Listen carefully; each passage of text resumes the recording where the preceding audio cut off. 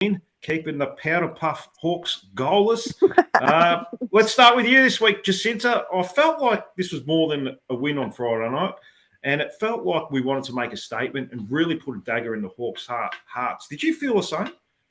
Yeah, it was a good time for sure. The Hawthorn supporters that bothered to show up, which wasn't many of them, were really melting down. They were really having a real cry. So that was a good fun. And you could see that even the North girls were enjoying the rage that the Hawthorn players were melting into all the time. So yeah, it was good, as much as the umps probably tried to, keep the Hawthorn fans interested. It didn't do much good, but yeah, I think it was good for the North supporters. You could see it meant a lot to the North girls, and then hopefully that just knocks Hawthorn down for a couple more years. Yeah, I think I might knock them down for the rest of their lives. Yeah, Claire. Now, in all fairness to the Hawks, and they tried and battled hard for 3 quarters, but like we've been saying all year, you can hold us for so long before you get worn down and we start piling on the goals, and that's been the script for about 18 months now, Claire. Yeah, and I think maybe playing 2 behind the ball all night is it? Yeah, well, you're not trying to score; they're trying to minimise the damage. But it's also like, with all due respect, like in order to win, you've got to be offensive and you've got to attack. And every time Hawks look forward and they got it maybe to the wing at maximum, there was nothing. They had to kind of chip back and restructure and reset. And I just found it a bit frustrating that after the hype of Dan Webster talking about how he was going to use his special tricks and and magic after learning about us in the final round and apply that, I don't think any strategies were pushed. And I'm a little disappointed because Dan Webster comes from the school of Craig Starcevich up there in the program of Brisbane Lions, and so obviously a very decent program up there. So I was expecting more. I did think there was some intensity around the ball. I think it was very contested. The game was very fiery, and there was a lot in it. And it didn't feel like I'd be hesitant to call it a rivalry, Dean, considering that it's not a rivalry when you kick 2 goals against us in 2 weeks. Correct. It's like saying that. To be fair, it's like saying the men's have a rivalry. Answer every yeah, exactly. Place. No, and that's fair enough. Yeah, do you know what I mean? Like, what's good for the goose is good for the gander there. But yeah, I just thought, are they gonna throw something around and they're gonna change this up in order to make themselves competitive and give themselves a realistic look on goal? And they didn't. And I'm pretty bullish when it comes to umpiring.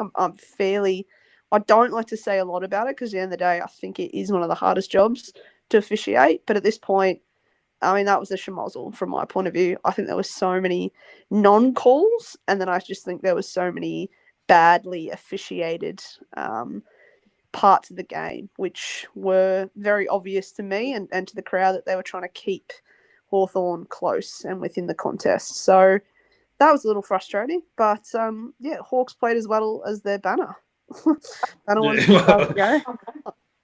It was a bit of an embarrassing night, not just with a banner, but even on the scoreboard to not kick a goal in a final. Yeah, and not really threatening at all, except the fact that you hope you get a 3-goal loss. And the only way that was going to happen is if we kept kicking inaccurate. And in the last quarter, I think we kicked 3 goals 4, where we kicked 2 goals 8 for the first 3 quarters. Jacinta, it didn't look like they changed anything from last week. If anything, they probably were more negative. Like Claire said, they were chipping it sideways, backwards, in the back line, almost turning over every time they chipped it. The only thing I could see they were trying different was pushing Aileen Gilroy up the field and just get her to hoof the ball 60 metres every time she got the ball and hope for the best. That's the only thing I could see different, because it was pretty much the same from the 7 days ago. Yeah, that's actually probably a good point. I think they did try to make Aileen like their quarterback and just throw it over the top of the zone. But like what Claire said, all their players are in their defence. So who's she kicking the ball to? It was really bizarre. I think last week they probably were more attacking. And this week, I just don't understand the logic of damage control in finals. Like, I get maybe during the season when you know you can't win that you try and keep it under 5 goals and keep that percentage intact because you don't want to be like what happened to St Kilda when we just belted them under 100% down to like 97. But yeah, finals, it's just win or lose. Like, it doesn't matter how much you lose by. Like, I don't know. It just sends. I think it sends a bad message for 'em as well, like for the girls, because now they think, well, we can't beat North, so really, what's the point of even playing a semi and winning the semi? Because eventually, we're just going to lose to North anyway. So I don't know. I think that he probably Webster, that he's probably should have given them some sort of hope, or even loosened the shackles in the last quarter. But again, he just left them just drowning in their back half. It was just really bizarre. And then you could even see like the North girls would boot it out of defense, and there'd be like Vicky Wall or Randall just running onto it. And then you think, now where are their defenders? Like, when they need to be defending, they're not there. It just, yeah, I mean, I know it's not a Hawthorn podcast, but if I was a Hawthorn fan, I would just be fuming because they lost all structure. Again, like, they're good around the ball, but as soon as that opened up, there was just nowhere to go. It was, yeah, bizarre, really bizarre by them. Claire, did you see anything different from 7 days ago, or were you similar to Jacinta and myself in saying they pretty much did the exact same thing as last week from 7 days ago, except trying to get Gilroy up the field? Because it seemed to work the last quarter last week where they got one out the back of goal, and yeah, through Gilroy, he kicked the ball 60 metres. And I think that was his tactic, thinking, all right, I'm just going to do this, and hopefully we can get a goal or two and pitch a goal or two, and hopefully North can kick inaccurate, because I didn't see anything different from last week besides that. Yeah, the only thing I think I saw differently was that Hawks were trying to engage in a physical way. And we saw how well that went with Carney and Bodie. That was pretty interesting. I don't know why anyone would poke the bear that is Emma Carney. Like, it makes no sense. She loves to play the villain. She thrives off it. She plays her best football being this sort of role maker for the club. So, yeah, they were pretty insipid. I do think that Lucy Wales and Emma Bates, who are pretty key outs for them, would have made a difference. I think Batesy is pretty phenomenal footballer. And I think having a number one key ruck, obviously they got that Jess Vucic, who came in late and tried to start a fight with, Erica O'Shea and Jazz Ferguson and all those girls. I just thought, mate, you're 19 years old, and these women pioneered the game that you can play on the field for. So maybe a bit of respect wouldn't go astray there, in my opinion. But yeah, pretty insipid, pretty flat. I think as a Hawthorn supporter, you should have expected a lot more from them. But also probably flipping the side of the coin there. I mean, North kicked 5-12, pretty flattering scoreline. I knew it wasn't our night when Tess Craven, who is a dead-eye shot, went back and missed. I thought, nah, it's just not in the stars tonight. In terms of, we still won, and we still won comprehensively, but we just didn't have our kicking boots on, I guess, it's hard considering the weather, the greasiness of the ball and the rain. Yeah. So fair play to them. But yeah, Erica O'Shea starred. Pretty interesting that she got a snub from the AA squad and put together one of the best games of the season by an individual halfback. So good on her. I think her parents are down here at the moment, which is really nice to see. So I think her old man backed the the winner of the Melbourne Cup as well. Stepped off the plane and backed an Irish Wow. Player. Yeah, exactly. Nice. So it's a good week to be the O'Sheas, I guess. So yeah, pretty flat, but also pretty happy that North is just ticking along and doing the right thing, and everyone's playing their role. And even if we can't kick goals, we've still got, the options of Alice chipped in, Bo got one off the back, Randall took a clutch mark. Like, we just find different ways to produce really good scores. So yeah, really happy with how we're ticking along as a club at the moment, playing good football. No, it's good to watch, and it's good to see people melting down over it. Let's talk about the back line and what they do each week. Just in that, Erica O'Shea, Claire mentioned her, 24 disposals, 551 metres gained, 9 intercept possessions. Emma Carney, 17 disposals, 287 metres gained. Libby Birch, 20 disposals, 12 intercepts, playing career best football. Tessa Boyd has come into the club and just plays her role every week. Eliza Shannon has become a regular this year, out of contract this year as well. 13 disposals. And the thug herself, Jasmine Ferguson, with the usual 100% disposal efficiency again. We've conceded 273 points this year in total. That's an average of 21 points per game. So 3 goals a game, the opposition average against us each week. Almost gets lost in all this how good that unit has been back there, Jacinta.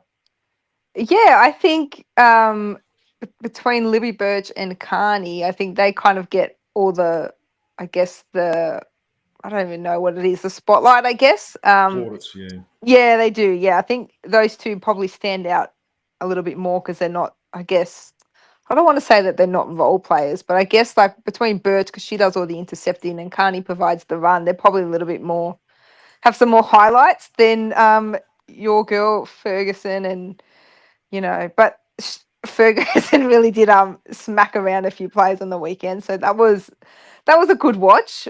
But yeah, Birch was crazy good on Friday night. I think that first quarter when she had like 3 marks and then she just kept going all the way through. They could not get past her. I think I really like her when she's playing like centre half back type role where the ball just can't get past her. She's just the general back there, and then you've got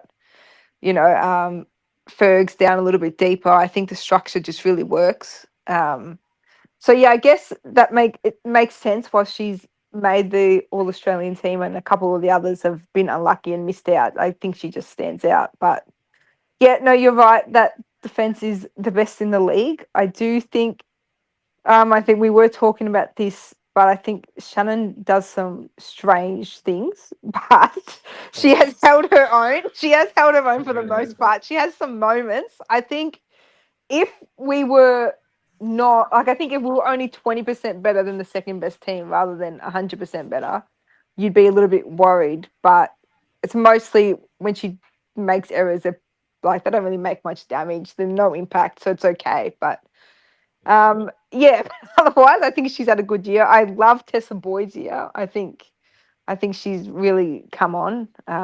But yeah, there's not really much else you can say about that back 6, back 7. I mean, O'Shea was an extra midfielder. I'm not even convinced that she even started in the back line, to be honest. She was everywhere. So yeah, just another great performance by those girls. I think that was probably their best performance of the year because it's not like the ball wasn't down there. It was in there a fair bit as well. So it was in there like 30 times. So they had work to do this week. So yeah, they did a really great job. Yeah, well, Friday night they have to claim penalty rates as well. They have to work. Well, that's true. So. That's very true. Yeah, time and a half and double time after the first couple of hours too. So yeah, good on them. Now I know it's about team defence, Claire, and it starts up the field, and the pressure is relentless from players like Wall, Smith, O'Loughlin, and so forth. But the back 6 don't get the kudos from outside the walls. But then again, no one does from our team by the mainstream media, I guess, Claire. But geez, they deserve a lot of praise for the work they do each week. Well, you'd be keen to know this, Dean. This is my hot exclusive for the pod. Spoke to Kate Sheila, and she reckons your girl Jazz Ferg could be potentially the newest, in good time, would be North's next captain. So, oh, wow. Well done. Huge fruit. And I think, Dean, you'd be pretty stoked about that, wouldn't you? I'm not going to lie, Claire. If I wasn't at the footy and I was on my couch and when she did that hit on Aine McDonough, I probably would have taken my belt buckle off, to be honest with you, Claire. I thought you'd say that, Dean. I thought that Jazz Ferguson standing she does. Look, if you watch her, best place to watch is at Arden Street because you'll see when you don't watch the ball, you just watch the back 6 because generally the ball's in the forward line. The communication between her, Libby Birch, Emma Carney, they always communicate. She's a very good leader. And I think that gets lost a bit too with Jasmine Ferguson. But you continue anyway, Claire. I just had to talk about. No. I think though that says internally, because I think we know how great she is. She doesn't get the plaudits. She's not ever even made an AA team, even though she is the number 1v1 defender for that team. And don't get me wrong, we love Bold Flags Birch, but Birch often gets to play the interceptor role, and collects quite a bit of the stats down there. But we know deep down that Ferg is absolutely the cog. She's such a competitor. She's so good. And like I said, for her to be considered potentially, obviously in the future, Jazz is in her first year of being captain, and we want her to stay as long as possible. Let's make sure that she just gets into the goal score when she's 40 and plays out of there. But yeah, I just think, like you said, Ferg is a gun. I love it. That shit-eating smile that she had on her face at that quarter time break was just so good. Like she comes from the school of Carney. She just wants to win all the time, and she hates losing, which I think is really good. I do agree with you, Jacinta. I think Liza Shannon, she's done some interesting things, but I really loved her rundown tackle on the wing. Yeah. Against Erdley. She just kept going. There was about 1 or 2 or 3 even maybe possessions that were flying around, and she just wheeled herself. And I thought, like, we're already up by then by about like 30. Like the game was done, but she just keeps on going. So yeah, and it'd be really special, I think, for someone like Eliza Shannon who missed out last year on a flag. I think it'd be really great if she was able to get one this year. So fingers and toes crossed for that. Yeah, I mean, when we talk about weird stuff she does, I think I mentioned it, where she tried to kick the ball backwards 50 metres.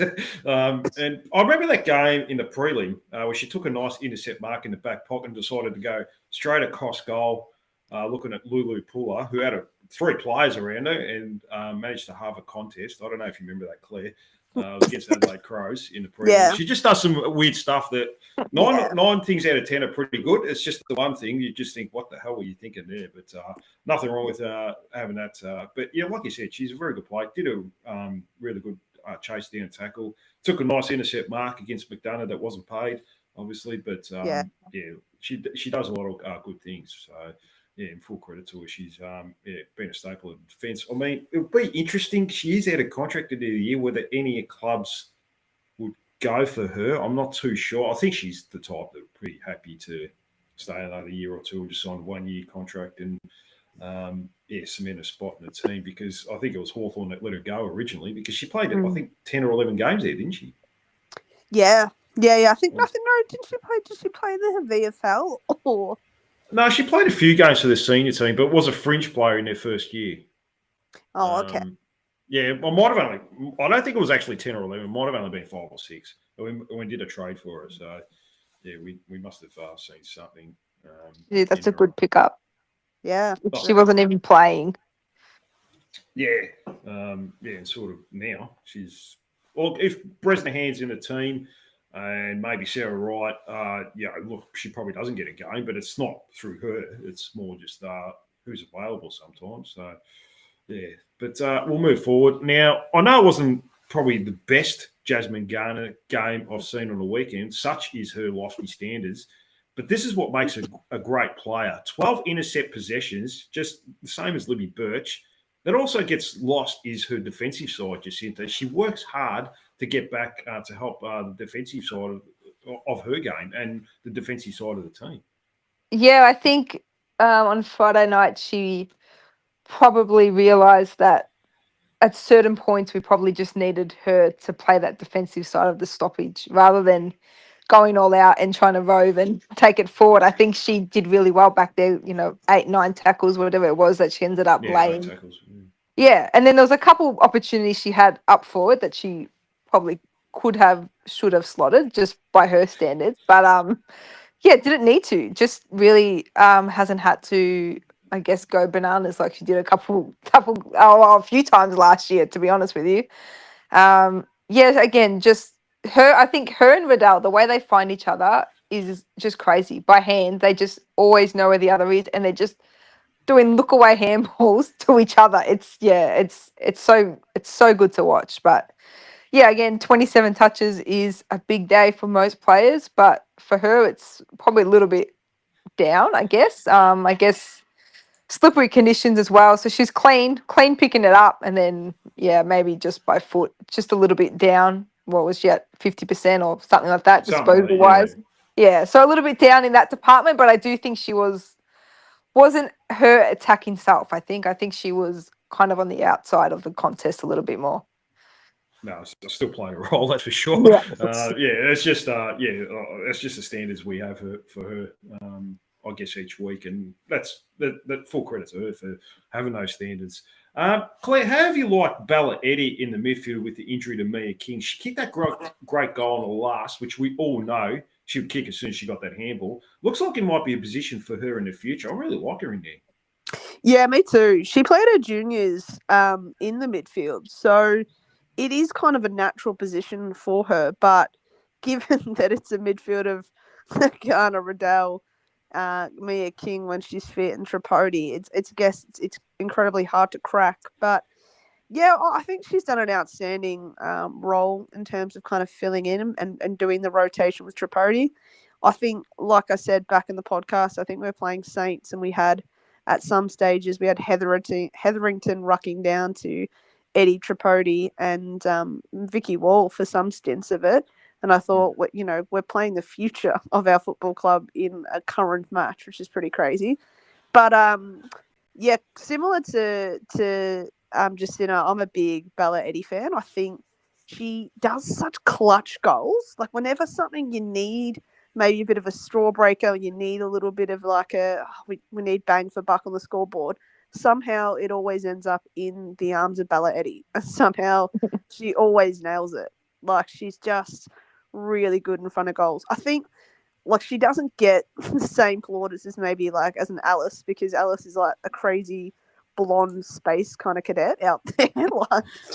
And she's like that in her real life too, I think. Oh, she's the best. I love Alice so much. Her kicking that goal as well just felt so good after all that sort of intensity, because North were dominating the game and they just couldn't put on the scoreboard. But Alice going back and kicking that clutch goal, especially given the Instagram comments and everything, it just like, I don't know, it felt like North as a crowd lifted after that, which is really good. But going back to Eddy, I think she's maybe not as flashy, but God, she's good. And she always hits up the right options, and she's always looking to, she's just a gun. I also like credit to Ash Riddell mid-tackle, getting that handball out and feeding it to Eddy to kick that running goal. I'm like, is there anything Ash Riddell can't do? Like, she's getting absolutely smashed, and she's still getting a goal assist there. So, yeah, I love Bella Eddy, and I thought she would be, honestly, at the future. I thought she was future captain, but I think because she's so young and she's still kind of learning still,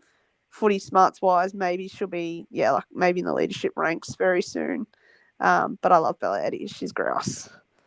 I think one thing I've noticed from her, because, obviously we've been doing this for a while, and when she came in, she was quite a skinny, small girl. I think she's become a lot stronger, Claire, as well. She looks like she's bulked up a lot, and that's just going through doing a few pre-seasons, and she's quite strong in a contest. She doesn't go easy. She's got good core strength, very strong with the hips, and just a beautiful kick for goal. So, look, I mean, it might be a case of other clubs offering big money for someone like that, but she's the type that would never leave.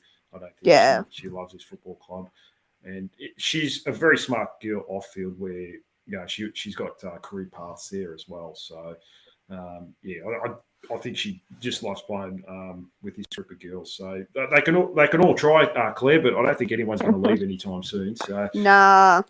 I think they're all pretty dedicated to the program, given how successful it is. And it's obviously, it'd be great for these women to be given the money that they deserve, given what they're producing, but also at the same time, being that selfless and team orientated probably speaks to the winning culture that has been created because of those very same ideals. So, just keep the dream team together for as long as possible, please.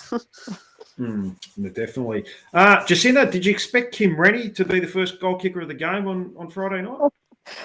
Definitely not. Definitely not. That was really good, actually. I was so happy for it. Me too. She got a 50 in the end, didn't she? And then just yeah.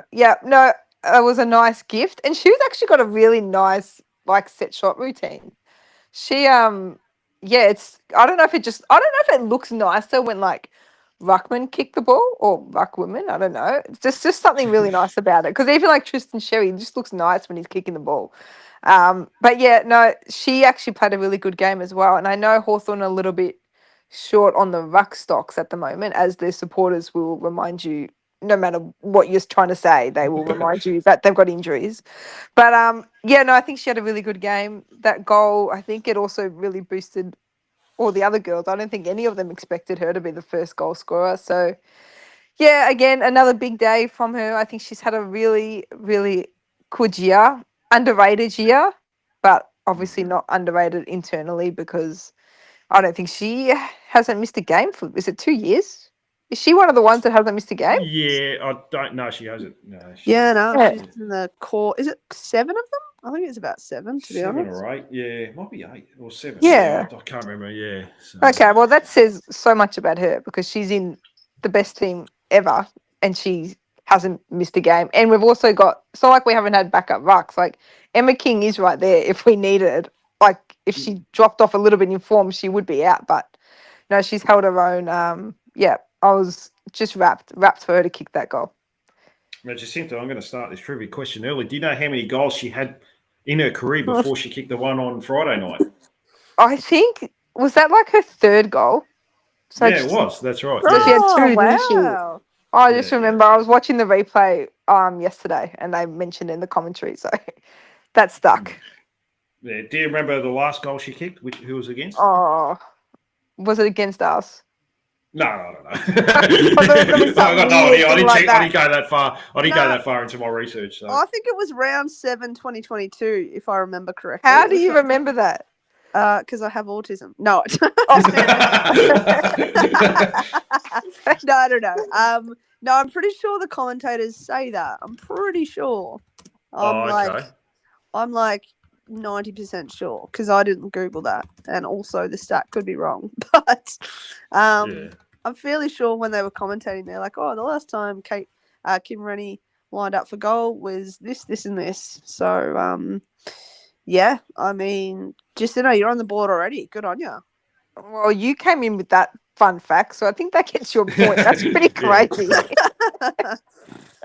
I mean, it's nice to. I feel like Harry Sheasel with my macros. I just know things.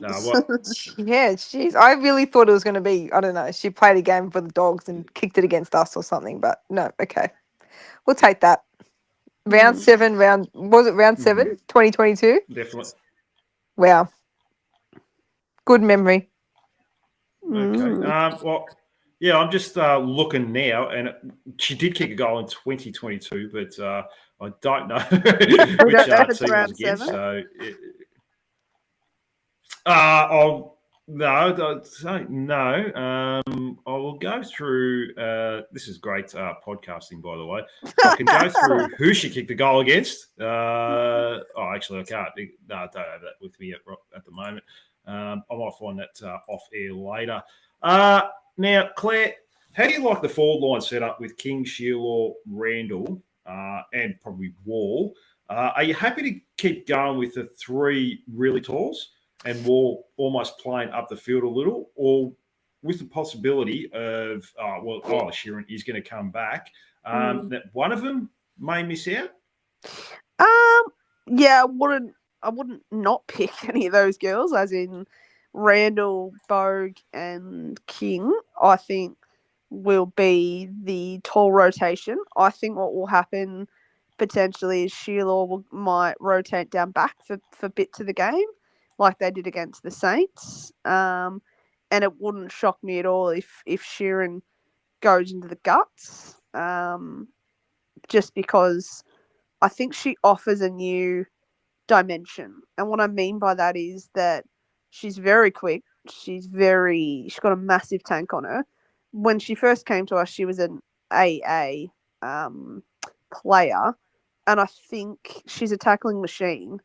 So I quite like our formation of our back line at the moment, and I wouldn't want to do too disharmony to it. I do think, unfortunately, someone like Tess Boyd might be on the chopping block, just because first season, come from VFL, still a bit raw, and doesn't really offer the same sort of offensive attacking style that some of those half backs can, like the O'Sheas and the Carneys. So, yeah, I really like North opening up the forward line quite a bit because we know that teams like to flood back against us. And so I think having the pace of Wall is really important, having that kick over the top. I think Emma King's so tall, it's really hard to contest with her on a one-on-one. Randall is strong through the core and the body. She's pretty good. Bogue is still very talented in the one-on-one, but also plays that much deeper forward role. And then you've got Bruton, Wall, Bella Eddy, and Alice that are probably going to rotate as the half forwards. And I don't think you've got a smarter half forward in the game than Jenna Bruton. I think she just pinpoints her kicks. That one that she sent to King, and then King looped it over the top to Bogue. She didn't even panic, like the way that it was filmed, Channel 7 classic, is that like you couldn't really see much, but the way she pinpointed and picked out King, and she's just so good by foot and by hand. You know, she's so smart. And any other any other team, she probably would be starting midfield, but we have the luxury of playing her as a small half forward. So it's a very potent attack. I think they're pretty unstoppable, as we know, with the Arden Street 25 in a row. But we score heavily and we score well, and we just find different avenues to goal. Like even Ash Riddell off that 2 steps about 30 metres out, and it just skids onto the post. Even our mids can be really damaging with the football. We know Garner's a natural goal kicker, and so yeah, I just think we're very lucky that we've got the best, I would say, forward line in the league. Best back line, best forward line, best midfield. Best team ever, really. So, yeah. Well, 25 in a row, that's the best ever. So, yeah, they can go back 150 years for that. I say all this, guys, between you all, I am quite nervous about. We've still got 2 finals to go. Like, I know that I'm speaking with such full-chested confidence here, but I get nervous when it comes to the grand final. I think prelim I'll be okay, but the grand final, I will be a wreck that day. I don't know about you guys, but I don't know how. Like we're going ahead, we're jumping the queue. But how are you guys feeling? Are you pretty confident? What's the vibe at the moment? I'll let you answer, Jacina. You go ahead. I think grand final day I seem to be okay. That prelim's making me a little bit nervous. I don't know. I mean, yeah, I think prelim's killing me. I think if we don't make a granny, it almost feels like a waste of a year, to be honest with you. Actually, if we don't win a flag, it's a waste of a year. But if we especially don't make a granny, that hurts. That really hurts. But no, I think I'm okay. I'm okay about it. Oh, yeah. To be honest, I can't see anyone like. I spoke to you off air, Claire, and there's no one. Like I couldn't tell you who the second best team is, but we're streets ahead of them, and everything would have to go wrong. And I mean, not just like we kick inaccurate. I think we could still win games, even if we kick 2 goals 10, because we hold teams anyway defensively. It's more like if 3 or 4 players all got injured in the same game, like Garner, Riddell, and all that. That's the only way anyone could even beat us. And who knows? We'll probably still find a way to win. We're that far ahead. And I think you mentioned weeks ago, just you could make it all. You could make that all-Australian team without North Melbourne players. They still wouldn't beat us. Yeah, that is still true. Yeah, they might be competitive and get within 2 or 3 goals if they did that. But still, our midfield's the best in the comp. Our forward line's probably the best in the comp. Our back line's the best in the comp. All those 3 lines aren't going to fail. You might get one line that might fail, but I couldn't even see that. Like even if the midfield struggled, the back line are going to stop everything anyway, and you just get it to the forward and they'll kick goals. So yeah, I mean, I'm feeling pretty good. I'm absolutely obsessed with this confidence because I would say that I walk around with it like 80% of the time. I'm like, don't stress. Like, and even so, it's been 25 in a row. It's been such a pleasure and a privilege to watch them play. That first flag is just such a core memory of mine. But I have to agree with Jacinta. A part of me, maybe 20% of me, sits there thinking if we don't win the grand final, it will feel like not. I dare say wasted. That's not the right word, but it will feel like a bottle job. It will feel a choke, and I'll feel like, I'll be very. I think I'll be very upset because I think in 23 we lost it because we ran out of legs with Bruton. Obviously, in 24 we dominated, and in 25 we've only gotten better in terms of Sheeran, Eliza Shannon, and with Bogue as an addition, and then obviously filling in the gaps as we go on. It's like we do 100%. I say this with a lot of bias. We deserve to win the flag, like we really do. So I think it would be incredibly frustrating as a supporter that if you don't win, it does become one of those things like, was it a wasted season? Whereas last year, I went into it with just kind of joy and so much happiness that we'd made it again. Whereas this year, I do feel a bit of a burden on the back. I mean, I'm sure it's not what the girls are feeling, which is the most important thing. But yeah, I don't know. I'd be wondering whether other North supporters do feel the same way, or hopefully, Dean, they feel like you, like the Oracle, and feel pretty good about stuff. Well, look, worst case scenario, let's say we didn't win a flag this year. I don't look at it like, all right, look, we've choked. I mean, people would say that. They usually never been in pressure situations in their life. It's easy to judge. Oh, yeah, you guys are shit. You choked and threw away, 25 in a row or whatever. It means nothing. They can say what they want, but at the end of the day, they're not doing anything with their lives. And these girls have been, a joy to watch. It's not just about the individual talent. It's the pleasure of watching everything they do, the hard work. A team tries to get overlap and run. They can't do it because our pressure is relentless. The system is just amazing to watch, and that's the most important thing. If we didn't win it this year, I wouldn't think any less of them or any less of the club. No. At the end of the day, life moves on. A week or two later, you go back after the high wears off, like a drug or something like that. After the high wears off, things go back to normal pretty quickly. You still have the memories of it, which are good, but your life pretty much goes forward. And you get Christmas coming up and all that. Everyone starts getting into a bit of chaos at work and things like that. So that's the way I look at it anyway. And at the end of the day, I don't look at this football club. It only makes me happy if they win. It brings me joy to just watch them each week, and I'm grateful for that more than anything. Rather than actually, if they don't win, I'm not happy. I think that's a very narrow way of not just looking at football, but in life as well, because it's out of our control. We can sit there and watch and scream our heads off, and whatever, but it's out of our control. It's up to those girls, and you just got to look at the little things that make you happy in life and bring joy to your life.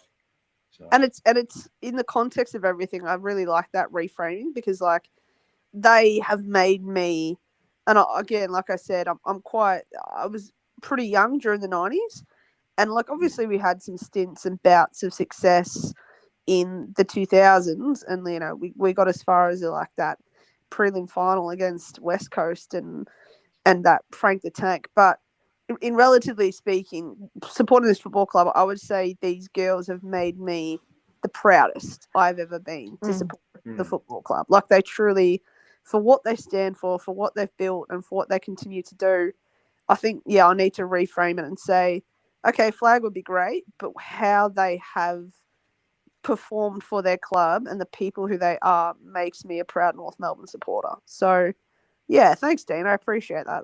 That's just a better way of viewing what they've achieved and how that has brought joy to all our lives. So I appreciate that. Thank you. No, that's all right, Claire.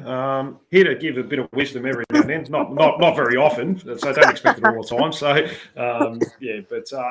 look, and the good thing is, I bet yourself, Jacinta, and a number of other people doing this podcast and following the girls as well. So and that's pretty important to me. To make friendships out of it, I'm very happy. Even though, we've got a mutual interest in football, but have a care of your personal lives as well and make friends is pretty good as well and pretty cool. So we'll move forward before we all get too emotional and start shedding tears and all that sort of thing. But Jacinta, I know Isla Sheeran hasn't been in the team for, I think it's 3 or 4 weeks now. Are you happy to have her back in the team after a long layoff going into the prelim?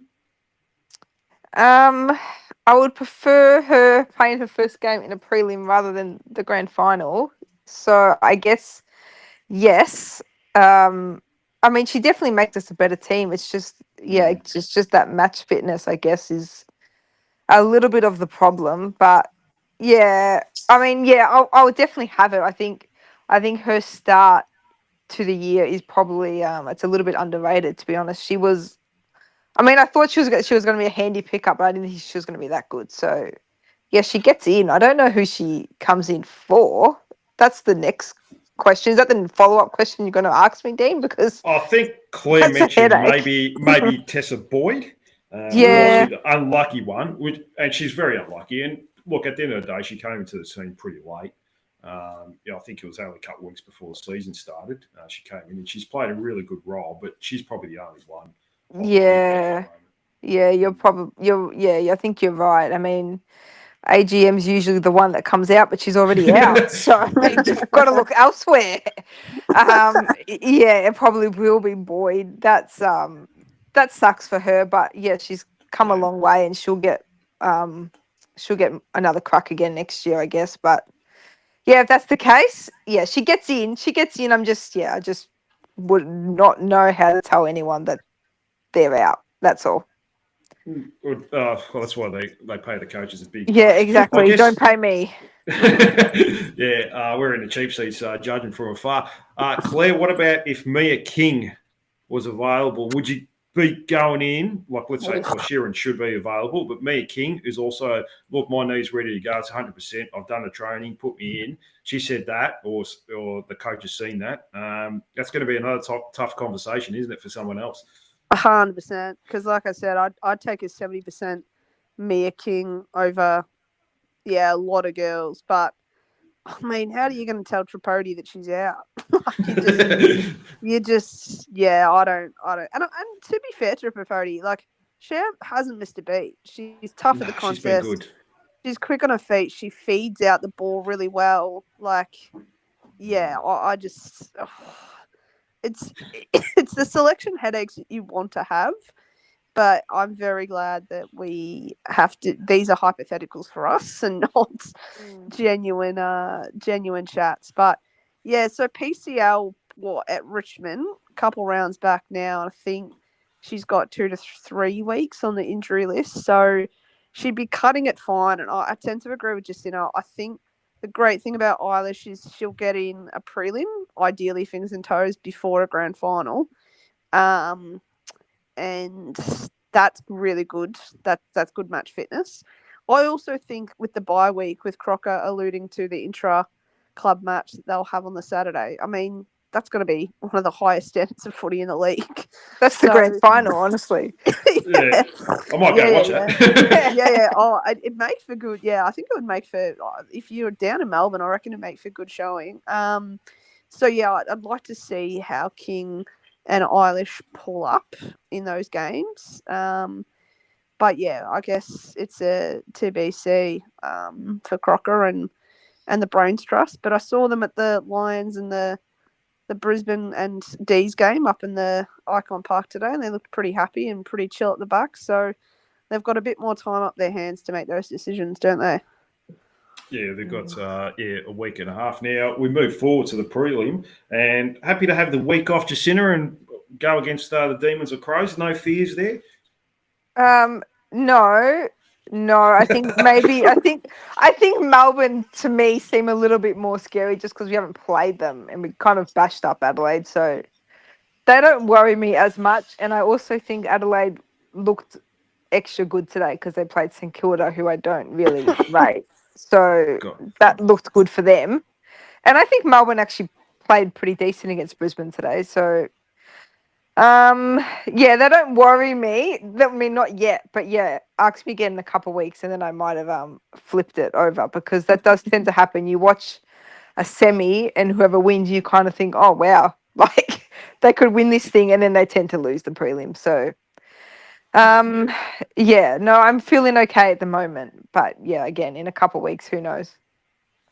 I think it might be the Crows. I know you watched the game, Claire, a little bit today. Zanka going down in the first quarter really hurt their chances, and obviously the hamstring strain to what's the name, Chaplin. It's almost they needed the week off more than anyone. They need to get through this week, and they may have played their finals because I think they'll struggle to get themselves up for next week. And the Crows looked all right today. Like you said, they played Witches Hats Jacinta, so you can't really take too much out of that. But yeah, I just like the Crows a little bit more because they've got the big bodies in the midfield, and that's generally where the games are won. But I seriously don't think they pose a threat, to be honest with you, Claire. I think Zanka going down early was pretty hard. I think she gives them they're a up lot early too. Yeah, yeah. Got a good start. So 100%. They got a lot of heat around the ball. They also, I mean, it's good to know that someone like Dees don't discriminate according to gender, because like their men's, what will haunt them for a generation is that they had more inside 50s, they had more set shots on goal, and still couldn't convert. And there were a couple of times like McNamara went back and sprayed it. I think there was another player, I forget what her name is. I quite like Eliza McNamara. There were some good players like Heath. I don't mind D's. Had you asked me about 3 or 4 years ago, I hated them, and now I can't help but be really excited and animated in players like Kate Hoare and Tyler Hanks. Like I really rate them as AFLW players. But unfortunately, they didn't make their count shot, and I think Brisbane ended up kicking something like 9-2. Yeah, 8-2 too. Yeah, 9-2. 9-2. Sorry, yeah. Crazy. I mean, they got their first 3 goals off free kicks. Some of them interesting, some of them a bit dubious. So they got cracking, but I felt like D's had a lot of good heat around the ball early, and then as soon as they lost Zanka, their structures really collapsed. And I think Spark went to Hoare to kind of put a bit of a blanket over her and influence her game. So yeah, I do think Zanka being in protocol concussions for next week against Adelaide is going to be pretty tough, and Chaplin's still out. I don't know. I feel like Crows have got a bit of a last gasp sort of situation where they're just eking out a little bit more each week. Don't get me wrong, like Gould being back and Randall being back for the club is huge, I think. So I think that's going to be a very hotly contested game. Like I'm not penning in Melbourne. Had you said to me a couple of weeks ago, I would have been like, yeah, nah, Melbourne easy. But I think it'll be a lot tighter. I mean, hopefully from a North perspective, I hope they kill each other. I hope they bruise and batter, and we get them in a prelim the next week. But it should make for an interesting contest. I think both of them have been very successful, big 3 clubs of the AFLW for a while now. So, yeah, I don't know. They didn't do a lot wrong, Melbourne, but they just couldn't convert, and they just missed. They also didn't really defend well. There were so many goals I felt like the Brisbane just got gimmies right in front of goal, 10 or 20 metres out, and just slotted it. And I thought, it's a bit lazy. It just wouldn't happen to a North defence, is what I kept on thinking. Couldn't be us. Is that what you're thinking? Couldn't be us. Yeah, couldn't be us. No. Well, the only way we can see goals if the opposition teams get free kicks every time they go forward. So that's about the only way, to be honest with you. Yeah, there were a couple of soft goals. I mean, there was a couple of soft free kicks, like you said earlier as well, which pretty much hurt in a tight contest, especially. So, but neither team poses a threat. But I think in saying that, Brisbane are going to get a free ride to a grand final, either playing Hawthorn or Carlton. Which I don't think poses much of a threat for them. So we'll have to wait and see. Any other, not so much concerns, any other issues or anything else to chat about the game, Claire? I mean, I'll be fascinated I'm very fascinated in Carlton potentially rolling the Hawks to make it straight sets. Oh, please. For two years in a row. But I think Carlton going up to Brisbane is very fascinating to me, given that round 3 they went up there and beat them, mind you. And then also, if Carlton get into a prelim that is free money. They are just going to go on it. Like, obviously, the results aren't there yet. We don't know what we don't know, but I'm going to find that a lot more interesting than what I thought presumed. I think prelims this year might have a little bit more spice than it previously did. I know we paid Port last year, and that was just a foregone conclusion. But yeah, I'm hoping for a bit of more of a spicy prelim series this year. I think it's got some potential in it. So yeah, I look forward to it. Well, Carlton beat Brisbane during the year, I guess. I think it was round 2 or 3. They knocked them off in Brisbane. Yeah, right. Yeah, so you never know, I guess. Yeah. They might be half a chance. I guess Jacinta, Ain McDonough signed a 2-year extension with Hawthorn. I guess someone might have needed to, put a hand on the contract to probably help her sign it, because she went down a few times quite softly, and we had to stop the game because it looked like she broke her leg, tore her ACL at the same time. But 5 minutes later, she was back on the ground. Oh, honestly, the first one I thought, oh, okay, this is bad, but then happened again, and then it happened again, and I thought, oh, what is going on? Like they've already 2 or 3 players short because Ashmore got subbed out, and then a couple other players hurt themselves, and she's out there carrying on. Like, I just kept thinking, just go and stand in the goal square. Like, you don't actually have to do anything; just stand in the goal square and just be a number. Like, because I didn't have anyone to stand in their forward line anyway, so she just had to stand there. Anyway, no, she was driving me crazy, but she did actually have a good year. So, well, yeah, she had a good year. So I don't know what was going on the weekend. If she just felt embarrassed by getting stood up by Fergs and just thought, oh, hang on, like I'm 5 centimeters taller than her and I can't outmark her for anything. So she just played it up. I'm not sure, but yeah, I think, has she been marked on the injury list, or is she playing again this week? She's in doubt, but she's going to play.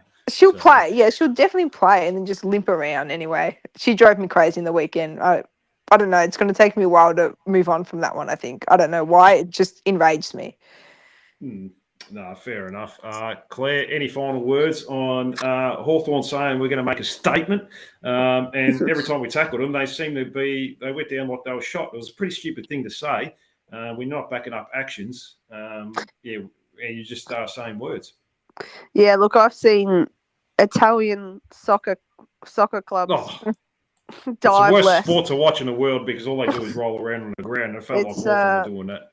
Yeah, they're quite lippy for a club that hadn't kicked a goal. I think was probably the best tweet of the weekend. I was just like, yeah, that's pretty nail on the head. I think, yeah, I think, like I said, Bates and Wales I rate. I think Bodie had a shocker because our backline's amazing. I think Eliza West tries really hard, but I don't think they're that talented as a football club. And I think any AFLW fan worth their salt would have known that essentially they weren't a top 4 club. And yeah, it's the luck of the draw sort of situation in which they find themselves in. So yeah, I don't know. I guess interesting to see if Carlton can, because Carlton can attack. Like on the weekend, even in the wet, they did some pretty good things and got on a roll. So my prediction is straight sets for the Hawks, which you hate to see. Yeah. Oh, look, we all hate it. Thoughts are with Ain McDonough and 1,000 injuries. Oh my god. Yeah. If she's not in a hospital bed, then she was never hurt in the first place, honestly. No, probably not. Well, you girls know what time it is to finish off the show. Happy days. Here we go. I better just pause that just in case I get timed by Spotify. I can't use any noise effects. So, I'll speak about that off air. So let's start with you this week, Jacinta. You know who I'm going to start with. So now we know Jasmine Ferguson's disposal efficiency never misses a target, but who has had more effective kicks in total this year between Eliza Shannon and Jasmine Ferguson? In total, I don't think Fergs has as many touches as Shannon, but Shannon does some odd things. I'm going to go Fergs. Okay, lock it in. Yeah, lock it in.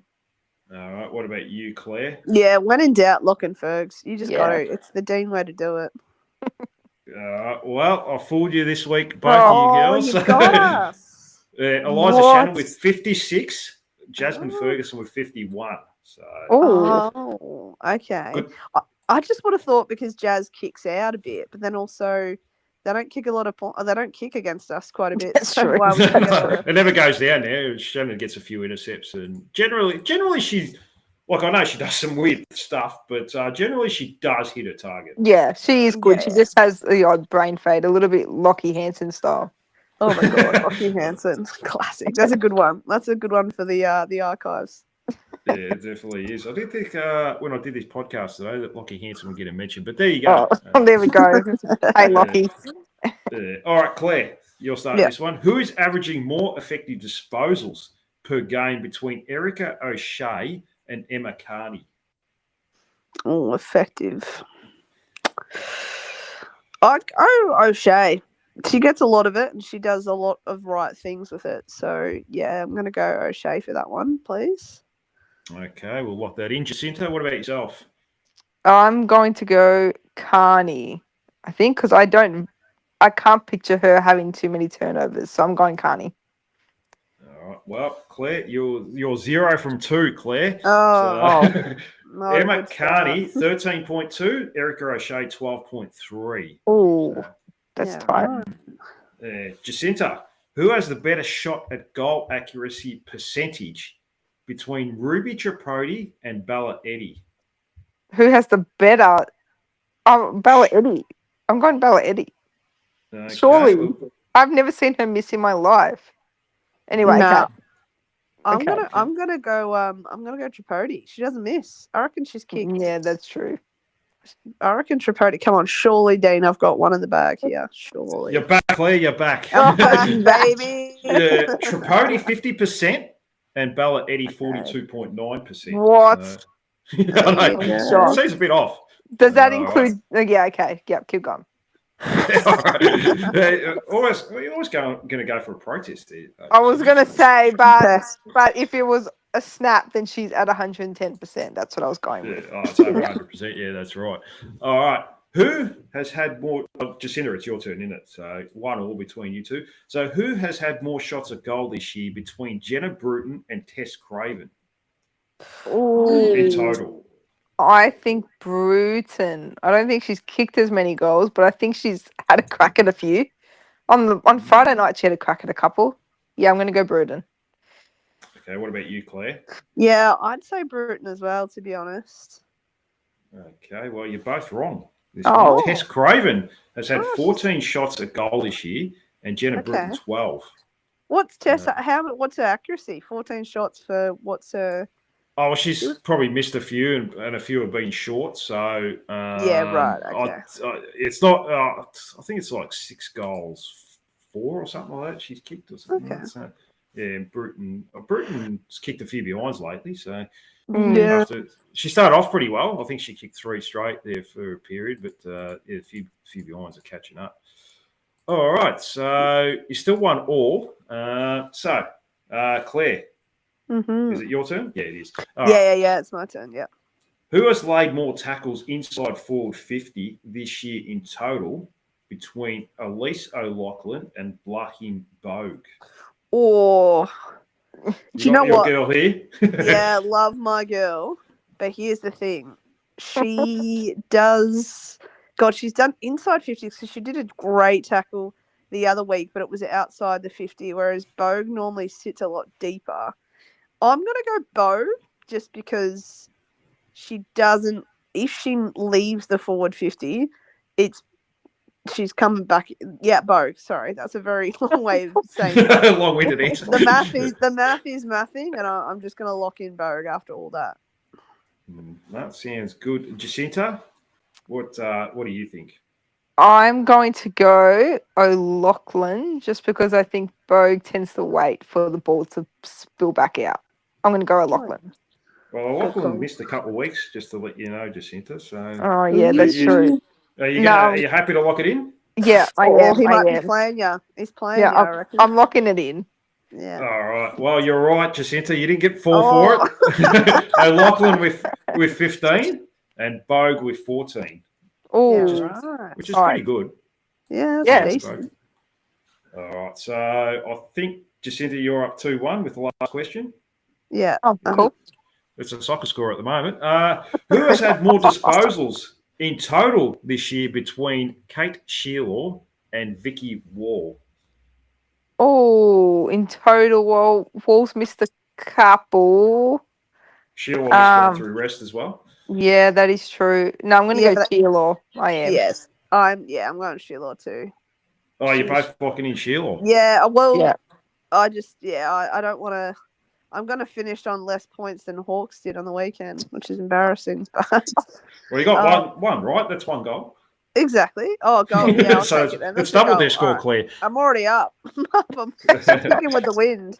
But I will walk in Sheila. I think she just gets quite a bit of it. Wall's good, but she's high impact and she's more tackle, and whereas I think Sheila does get quite a bit of ball. Well, you're both wrong. To Oh, finish with wow. Vicky She gets Wall flat. with 117 and Shearlaw with 114. I would not have Wow. guessed that. Yeah, you could have So- asked me that 3 different ways. I still would have said Sheila. I think it's. Well, Do you think it's because what's her name? Wall does get a lot of possessions up the field. Yeah, she does. I just. She hoofs that ball inside 50 a lot. She's got a Yeah, big left she foot. does. I just always remember her. Like I always think about Vicky Wall and her tackling prowess. I do think about her massive long kicks, but I always think about her capacity to tackle. And I don't care if she gives away 1 or 2 free kicks a game when she dumps them, because every time she goes near them, they hear the footsteps and panic. So Oh, it's yeah. almost worth it to give it away 1 or 2 against, as opposed to what she adds is very high value. I would have thought. So yeah, interesting. I mean, congratulations to you, Jacinta. Well done. I think that's 2 weeks in a row. So you're on a roll. The Oracle is oracling. It's back. It's back, baby. Yeah. But yeah, Yeah. thanks, Dean. Good quiz again. I really enjoyed it. Yeah. Yeah, I fooled you a few times there. So Yeah. no, You it's- bowled us, that's for sure. Yeah. Yeah, straight but you did through. fall for the Elise O'Loughlin one there, Jacinta, so you did well. So no, I know. I hated. hated that. Not against my girl. I was disappointed in myself. But I just always. She also. I love her, but she always bounces off. Like, does she tackle or does she bounce off them?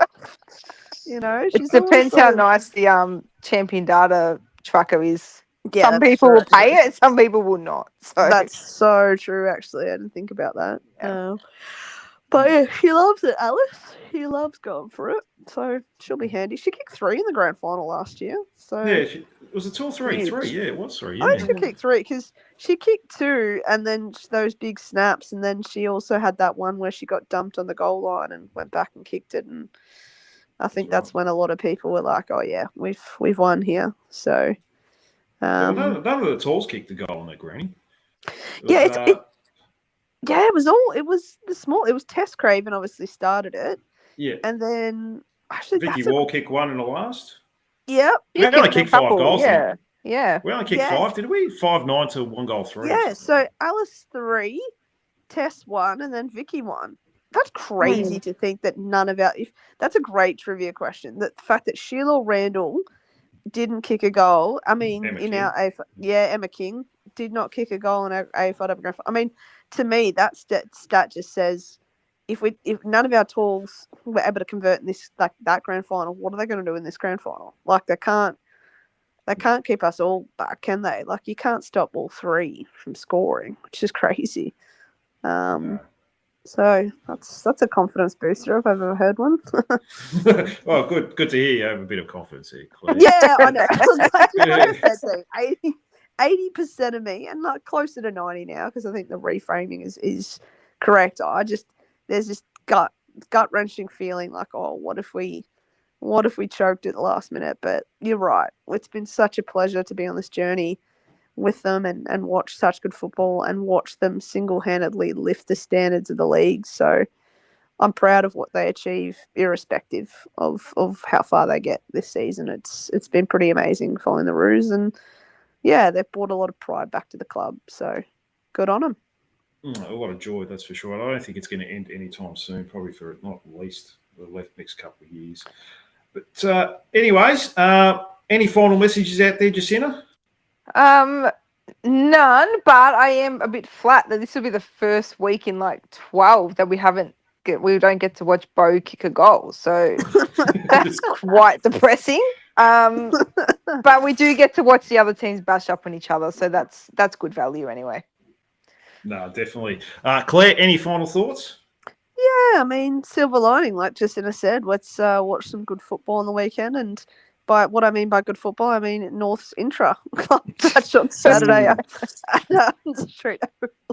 Well, So- just on that, Claire, before you die, with your coffin fit, Yeah. I think the men's program is doing an intra club before the women's team. If you want to see, just drop it down a level. Maybe you want to go watch that one first. Oh, Dean, no thank you.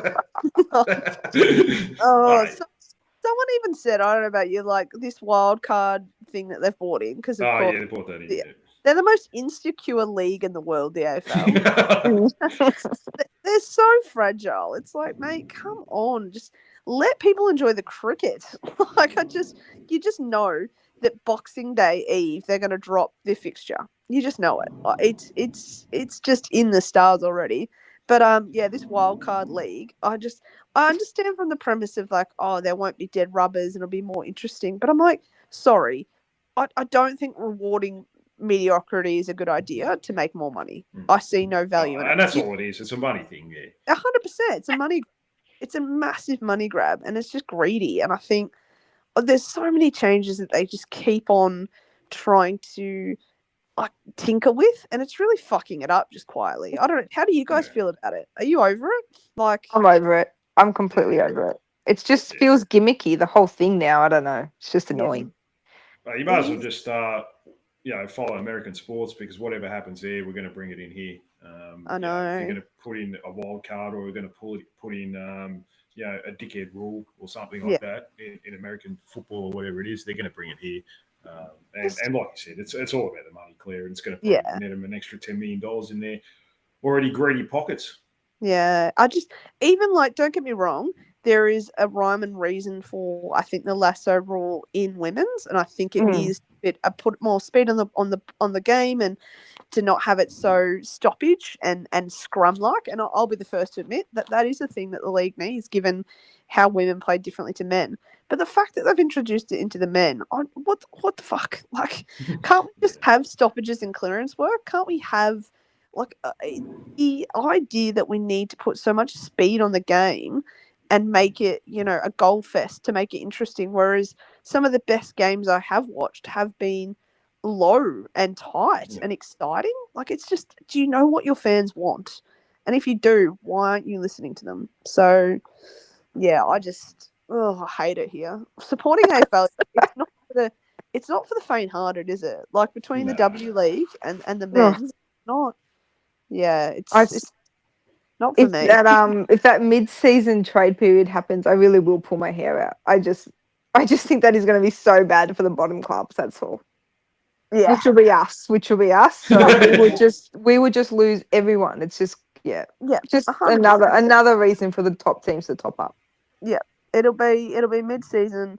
Oh yeah, like, I don't know, someone like a Cam Zerha has kicked 35 goals up until round 15 or something ridiculous, and they'll be like, great, cool, let's shift your contract over. You're at the Pies for the next 2 years. Yeah, that's exactly what's going to happen. They are absolutely. It reminds me of that quote from Moneyball. When Brad Pitt's sort of like saying that they take the organs out of us. They just harvest. Oh, that's a great quote. That's a great movie. I love that movie. It's a great movie, and I really like the idea and the concept behind it of trying to get the most out of your league and things like that. And I just think that I don't want the Premier League. Yeah, I don't want. No. Yeah, and that's what it's turned into at the moment, isn't it? Like Manchester City, Liverpool, and the bottom clubs are just, they go up for a year and they get relegated, losing every game 7-0. So. That's it. Like, Bromwich go up for a year, like, started, and they get their ass handed to them, and they get relegated again. It's just like, it's not a way to live. Like, it's just no. The stats around Marvel teams specifically, who have finished even in the top 4, like, for the last 15 years, it just hasn't happened. Like, I know Western Bulldogs won in 2016, but I just don't think people understand.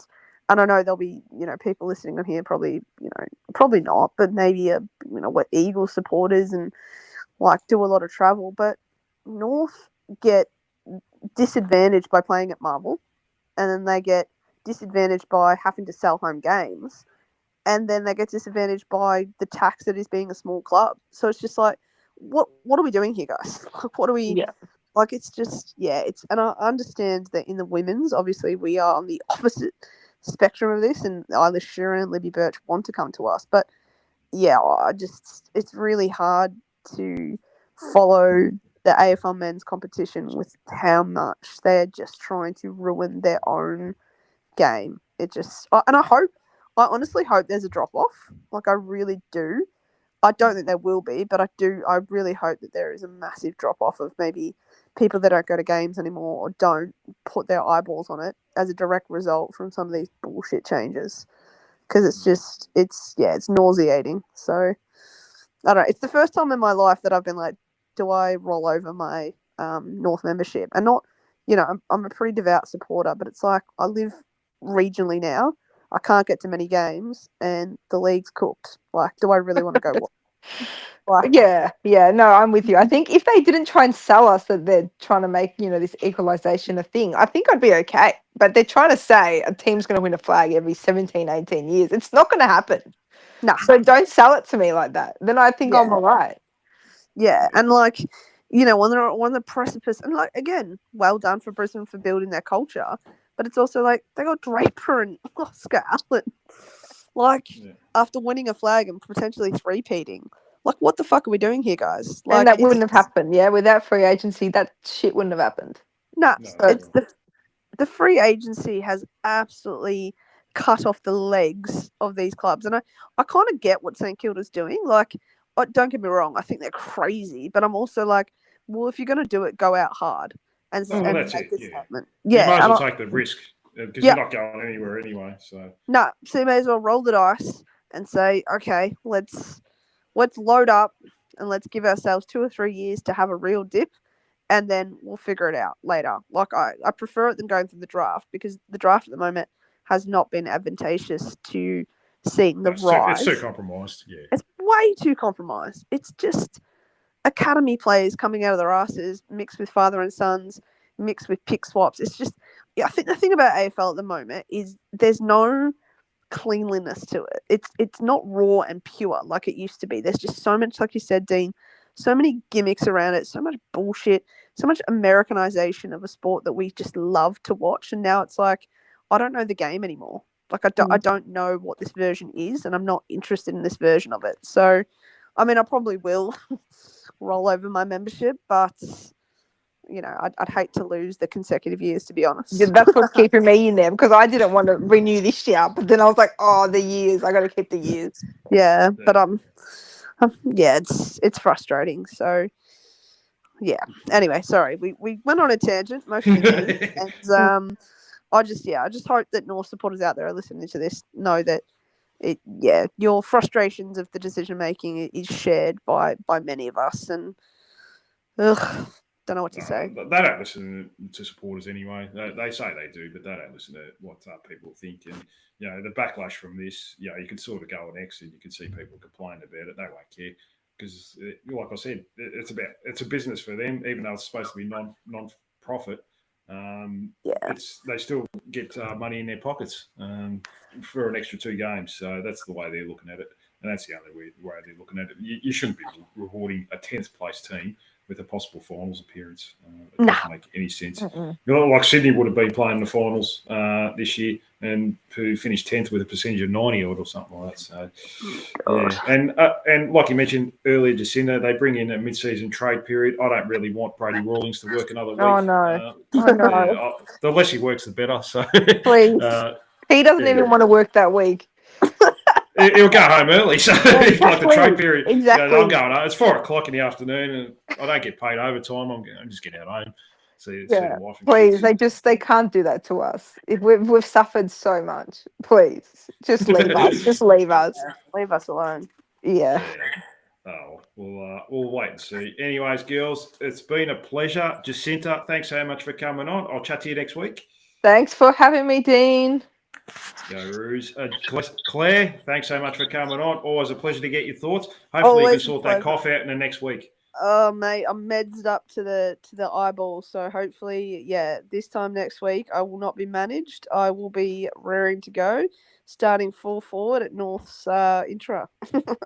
Yeah, that sounds good. Well, it's been a pleasure, girls. Thanks so much for coming on. I'll be back during the week. I'm going to try and get an AFLW guest on to get their thoughts on the season so far, so look out for that.